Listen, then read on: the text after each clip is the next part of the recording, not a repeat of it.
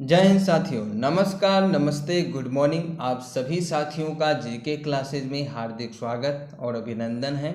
सभी साथी जल्दी से क्लास से जुड़ जाएंगे और जितना हो सके उतना क्लास को शेयर कर दीजिए ताकि और भी साथी क्लास से जुड़ जाएं।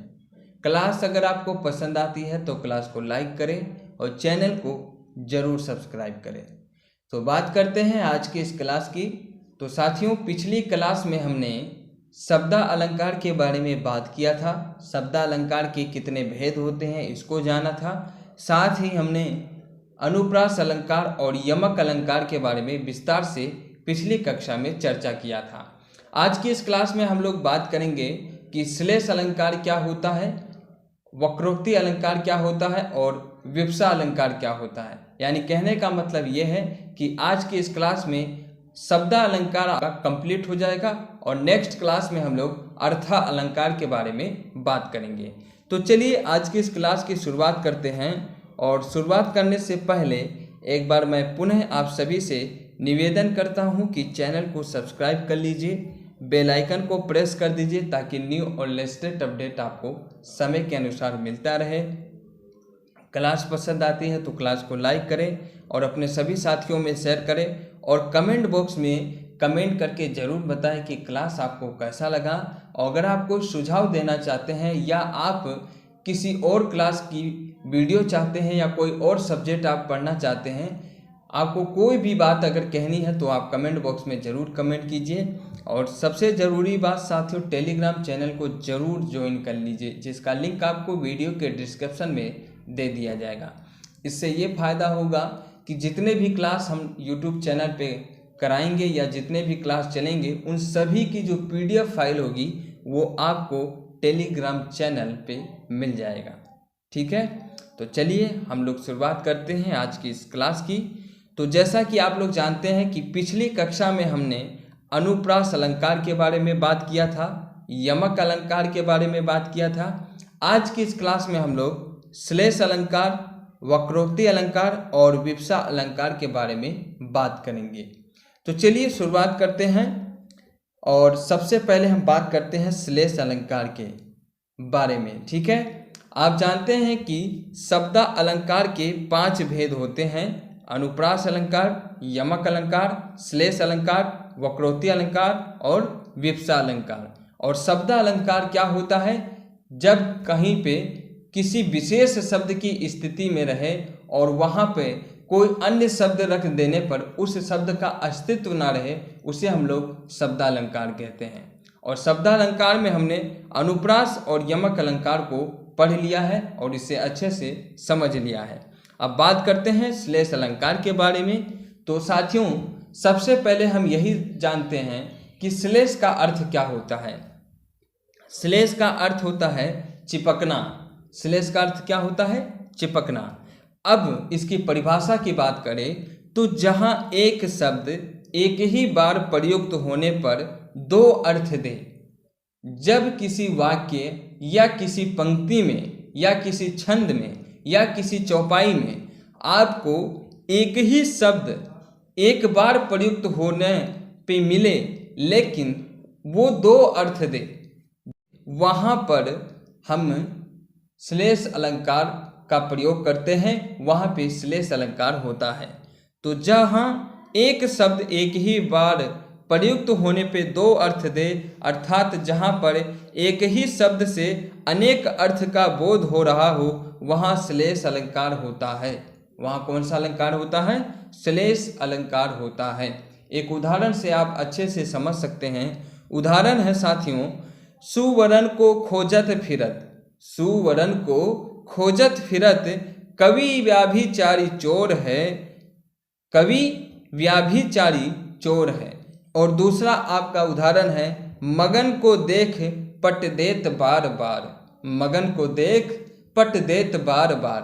अब इन दोनों उदाहरणों को हम लोग स्पष्टीकरण करें या इनका हम लोग अर्थ समझें तो यहाँ पे जो आपका सुवर्ण है, यहाँ पे जो आपका सुवर्ण है, एक तो होता है आपका सुंदर वर्ण, एक होता है आपका सुंदर शरीर और एक होता है आपका सोना।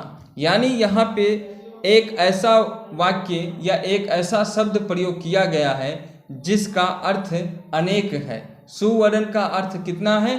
अनेक है। यहाँ पे दो से अधिक अर्थ दे रहा है। इसका मतलब इस पंक्ति में, इस वाक्य में आपका श्लेष अलंकार है। आई बात समझ में? दूसरा उदाहरण है आपका, मगन को देख पट देत बार बार। यहाँ पे पट की बात कहा गया है, तो इस पट का अर्थ होता है किवाड़ और वस्त्र। इस पट का अर्थ क्या होता है?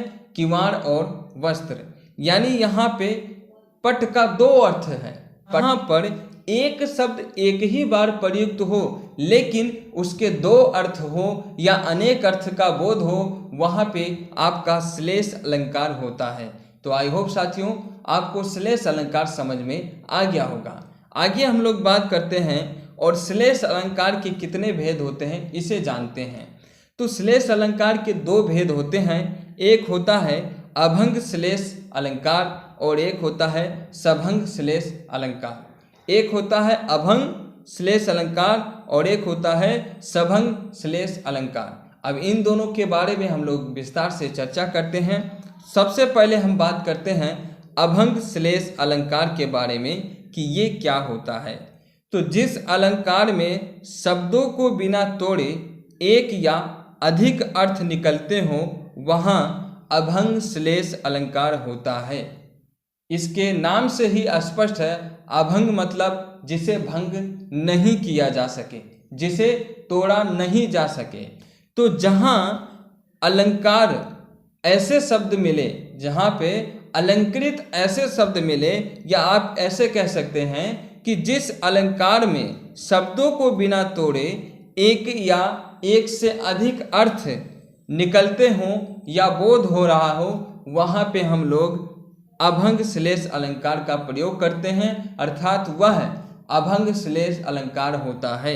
एक उदाहरण से आप समझ सकते हैं साथियों। उदाहरण है आपके सामने, रहीमन पानी राखिए बिन पानी सब सून। रहीमन पानी राखिए बिन पानी सब सून, पानी गए न उबरे मोती मानुष चून। पानी गए न उबरे मोती मानुष चून। जैसे यहाँ पानी के तीन अर्थ हैं। यहाँ पे पानी के कितने अर्थ हैं? तीन अर्थ हैं। पहला है आपका मोती के साथ, दूसरा है मनुष्य के साथ इज्जत का, और तीसरा है आपका चूने के साथ जल का। अब यहाँ पे समझने वाली बात क्या है? यहाँ पे समझने वाली बात यह है साथियों कि पानी को हम लोग बिना तोड़े, पानी जो आपका शब्द है इसको बिना तोड़े ही हम लोगों ने तीन अर्थ यहाँ पे प्राप्त कर लिए। यानी इस पानी शब्द को बिना तोड़े हम लोगों ने तीन अर्थ इसके निकाल लिए। तो यहाँ पे कौन सा अलंकार होगा? यहाँ पे अभंग श्लेष अलंकार होगा। यहाँ पे कौन सा अलंकार होगा? यहाँ पे अभंग श्लेष अलंकार होगा। आई बात समझ में? तो अभंग श्लेष अलंकार क्या होता है? तो जिस अलंकार में शब्दों को बिना तोड़े एक या एक से अधिक अर्थ निकलते हो वहाँ पे अभंग श्लेष अलंकार होता है। तो आई होप साथियों अब आपको अभंग श्लेष अलंकार पहचानने में कोई दिक्कत नहीं होगी। अब दूसरा है आपका सभंग श्लेष अलंकार। अभंग श्लेष अलंकार को हमने समझा, अब हम समझते हैं कि सभंग श्लेष अलंकार क्या होता है। तो जस्ट इसका उल्टा होता है। सभंग का अर्थ होता है जो भंग हो जाए, जो भंग हो जाए। मतलब ये साथियों कि जिस अलंकार में शब्दों को तोड़कर अर्थ निकाला जाता है वहाँ सभंग श्लेष अलंकार होता है। समान भागों में जिसे हम लोग भंग कर सकते हैं। एक उदाहरण से आप इसे अच्छी तरीके से समझ सकते हैं। उदाहरण है आपके सामने, विमाता बन गई आंधी भयावाह। विमाता बन गई आंधी भयावाह, हुआ चंचल ना फिर भी श्याम घनवाह। हुआ चंचल ना फिर भी श्याम घनवाह। अब इस उदाहरण को हम लोग समझते हैं। यहाँ पे श्याम का दो अर्थ है। यहाँ पे श्याम का दो अर्थ है, एक है राम और एक है काले बादल। यहाँ पे साथियों श्याम के दो अर्थ हैं, एक आपका है राम और एक है आपका है काले बादल। तो यहाँ पे हम लोगों ने श्याम के टुकड़े किए, यानी श्याम को हम लोगों ने क्या किया, अलग अलग किया। अगर आप श्याम को अलग अलग करेंगे तो आपको दो अर्थ मिलेंगे। एक तो आपको मिलेगा श्याम यानी बादल, और एक आपको मिलेगा राम। क्या मिलेगा, राम। तो इस प्रकार के अलंकार को हम लोग सभंग श्लेष अलंकार कहते हैं। आगे की बात करें तो अब आपके सामने अगला अलंकार है वक्रोक्ति अलंकार। कौन सा अलंकार है साथियों, वक्रोक्ति अलंकार। इस अलंकार के बारे में बात करें तो जहां पर वक्ता के द्वारा बोले गए शब्दों को श्रोता अलग अर्थ निकाले वहां पर वक्रोक्ति अलंकार होता है। यानी कहने का अर्थ ये है, मैं बोलूं कुछ और आप समझे कुछ और, तो इस प्रकार के अलंकार को हम लोग वक्रोक्ति अलंकार कहते हैं। मेरे कहने का मतलब ये है साथियों कि जब कोई व्यक्ति कोई और शब्द बोले और कोई सुनने वाला श्रोता उस शब्द का अलग अर्थ निकाले तो इस प्रकार के अलंकार को हम लोग वक्रोक्ति अलंकार कहते हैं। एक उदाहरण से आप इसे समझ सकते हैं। उदाहरण है साथियों, कैसी सूधी बात में बर्तन टेढ़ो भाव, वक्रोक्ति तासो कहे सटी सबे कबीराय। इस उदाहरण के माध्यम से हम लोग वक्रोक्ति अलंकार को समझ सकते हैं। वक्रोक्ति अलंकार का मतलब ये है कि वक्ता के द्वारा कुछ और बोला जाए और श्रोता के द्वारा कुछ और समझा जाए। ये दो प्रकार का होता है, काकू वक्रोक्ति अलंकार और श्लेष वक्रोक्ति अलंकार। इन दोनों के बारे में भी हम लोग विस्तार से चर्चा करेंगे। सबसे पहले बात करते हैं काकू वक्रोक्ति अलंकार। जहाँ वक्ता के द्वारा बोले गए शब्दों का उसकी कंठ ध्वनियों के कारण श्रोता कुछ और अर्थ निकाले वहाँ काकू वक्रोक्ति अलंकार होता है। कहने का मतलब ये है कि हमारी कंठ ध्वनियों के अनुसार जब हम किसी शब्द को बोलते हैं और वो शब्द निकलने के बाद जब किसी श्रोता के कानों तक पहुंचते हैं तो श्रोता उसका कुछ और अर्थ समझे, इस प्रकार के अलंकार को काकू वक्रोक्ति अलंकार कहते हैं। एक उदाहरण है, उदाहरण क्या है कि मैं सुकुमारी नाथ बन जोगू। मैं सुकुमारी नाथ बन जोगू। यहाँ पे जोगू जो है साथियों वो जोग से है। जोगू का अर्थ किससे है, जोग से है। यहाँ पे अगर हम देखें तो श्रोता कुछ और ही अर्थ इसका समझता है। अगला है आपका श्लेष अलंकार यानी श्लेष वक्रोक्ति अलंकार।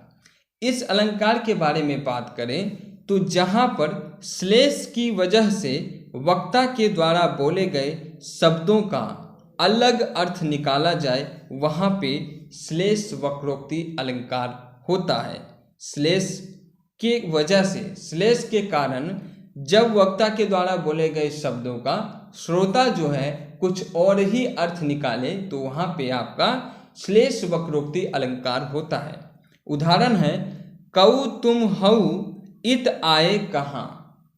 कऊ तुम हो इत आए कहाँ, घनश्याम हऊ तऊ कितहु बरसो। घनश्याम हऊ तऊ कितहु बरसो। यहाँ पे घनश्याम जो है इसका अर्थ श्री कृष्ण से लिया गया है। यहाँ पे घनश्याम का अर्थ श्री कृष्ण से लिया गया है। तो यहाँ पे श्लेष की वजह से श्रोता इसका अलग अर्थ निकालता है। इस प्रकार के अलंकार को हम लोग श्लेष वक्रोक्ति अलंकार कहते हैं। आगे की बात करें तो अब आपका शब्द अलंकार का जो आखिरी भेद है, जो आखिरी प्रकार है वो है आपका विवक्षा अलंकार। और ये अलंकार उतना महत्व नहीं रखता है, खासकर इसे हम लोग यहीं तक सीमित रखते हैं। कहने का मतलब ये है कि इसे ज़्यादा विस्तार से नहीं पढ़ा जाता है। तो आपका शब्द अलंकार का जो आखिरी भेद है वो है विवक्षा अलंकार। आइए इसे जानते हैं।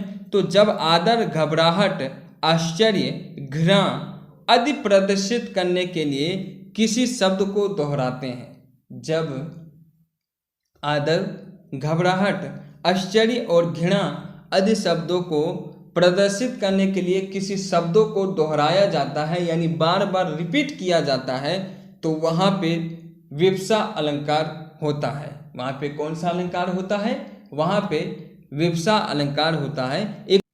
एक उदाहरण के माध्यम से आप समझ सकते हैं। उदाहरण ये है कि मोही मोही मोहन को मन भयो राधा में। मोही मोही मोहन को, मन भयो राधा मैं मोही मोही मोहन मई मई। राधा मैं मोही मोही और मोहन मई मई।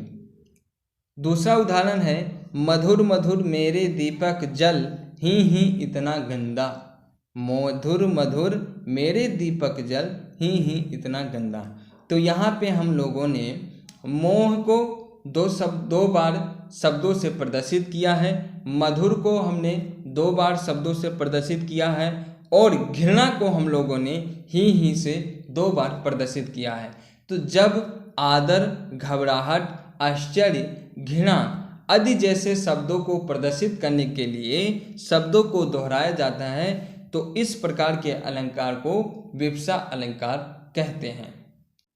तो साथियों, आज की इस क्लास में हमने शब्द अलंकार को कंप्लीट कर लिया है और शब्द अलंकार के 5 भेदों को हमने विस्तार से चर्चा किया है। पिछली क्लास में हमने अनुप्रास और यमक अलंकार के बारे में बात किया।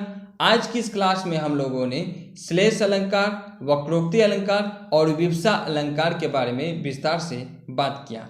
तो आई होप आपको अलंकार समझ में आ रहे होंगे और शब्द अलंकार में अगर आपको किसी भी प्रकार का कोई डाउट होता है तो आप कमेंट कीजिए, हम जरूर आपके डाउट को दूर करने का भरपूर प्रयास करेंगे।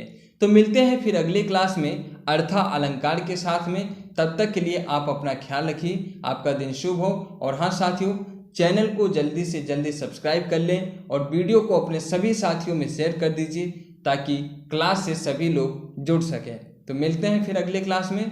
Thank you very much. जय हिंद, जय भारत।